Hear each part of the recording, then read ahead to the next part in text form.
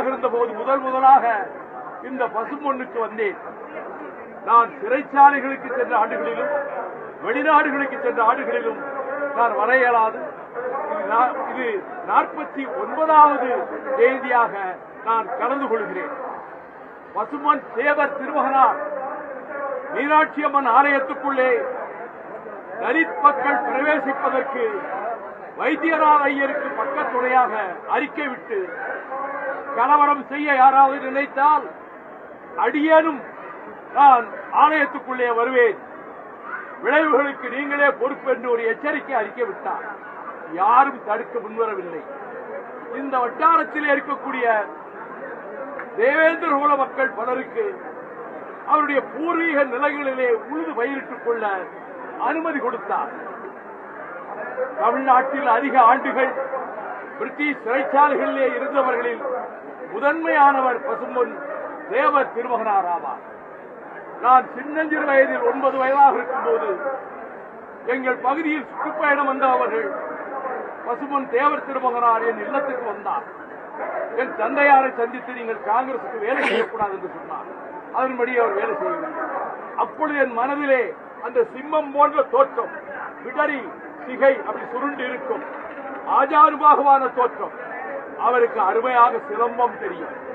ஒரு முறை அவர்களுடைய வண்டியை எதிர்த்தரப்பினர் மறித்த போது அவரே இறங்கி சிலம்பக்களியை வாங்கி அனைவரையும் விரட்டி அடித்த உடல் வலிமையும் கொண்டவர். நேதாஜி சுபாஷ் சந்திர போஸுக்கு தலகர்த்தராக தென்னாட்டிலே ஒரு நேதாஜியாக பலம் வந்தவர்தான் பசும்பொன் தேவர் திருமகனார். அவர் தேர்தலில் போட்டியிடுகிற காலங்களில் அவர் ஓட்டுக்கட்டு எங்கேயும் போனதில்லை. லட்சக்கணக்கான ஓட்டுகள் வித்தியாசத்திலே அவர் வெற்றி பெற்று வந்தார். இப்பொழுது இந்த தெற்கு சீமையில் அனைத்து சமூகத்தினரும், முக்குளத்தோர் சமூகத்தினரும், தேவேந்திர மக்களும், பல்வேறு சமூகங்களைச் சேர்ந்தவர்களும் ஒற்றுமையாக இருக்க வேண்டும் என்பதுதான் இந்த வேளையில் என்னுடைய வேண்டுகோள். கசப்புகள் எல்லாம் கடந்த காலத்தோடு மறைந்து போகட்டும், வேற்றுமைகள் எல்லாம் அடியோடு விடைபெற்று போகட்டும். அனைவரும் யாதும் ஊரே யாவரும் கேளு என்பது போல சகோதர பாசத்தோடு இணைந்திருந்து வேளாண் பெருமக்கள், நிலத்தை நம்பி உழுது பயிரிட்டு வாழ்கின்ற விவசாய பெருமக்கள் நிறைந்திருக்கக்கூடிய இந்த மண்டலத்தில் அமைதியும் சகோதரத்துவமும் சமத்துவமும் சமூக நீதியும் ஓங்கி பெருகட்டும்.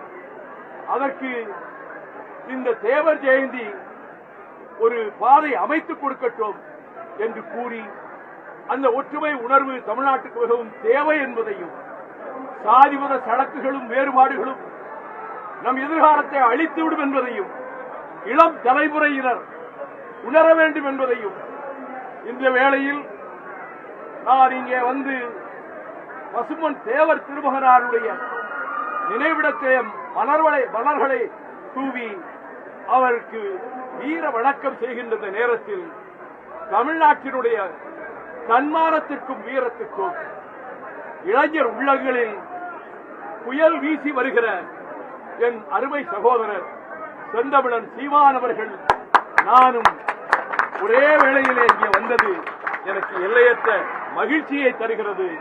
அவரது முயற்சிகளும் வெற்றி பெறட்டும் என கூறி விடைபெறுகிறேன். நன்றி, வணக்கம்.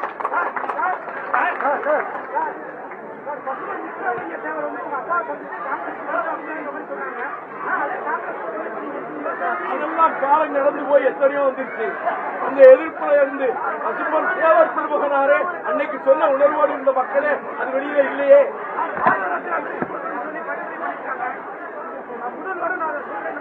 நானும் போகி சொல்றேன், பாரத ரத்னா விருது வழங்கப்படட்டும். ஆமா, அவர் நான் ஆஸ்பத்திரியில இருக்கும்போது கூட அவர் வந்து பார்த்தாரு. அவருக்கு உடம்பு சரியில்லைன்னா கவலையோட நான் அவர்கிட்ட பேசுவேன். நானே எங்க அண்ணனும் அம்மா இறந்ததுக்கு 2 பேரும் ஒன்னா நின்று பேச்சு. ஆமா, கலிங்கப்பட்டி வீட்டுக்கே எங்க அம்மா இருந்தப்ப ராத்திரியோட ராத்திரியா சீமான் வந்துட்டாரு. தொடரும்.